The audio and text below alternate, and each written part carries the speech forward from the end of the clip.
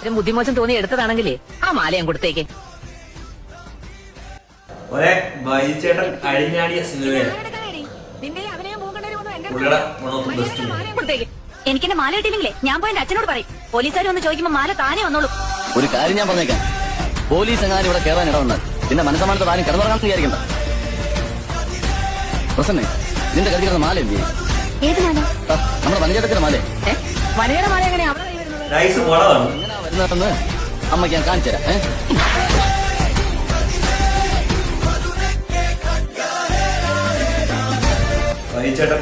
മര്യാദയ്ക്ക് മാല ഉണ്ടായിരുന്നാ നല്ലത്. തരാൻ എനിക്ക് മനസ്സിലെങ്കിലോ.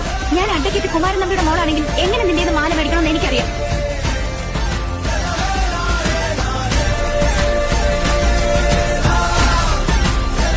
അഡ്വക്കേറ്റ് കുമാരൻ നമ്പിയുടെ മോളല്ലേ, പോയി മുങ്ങിയെടുത്തോ.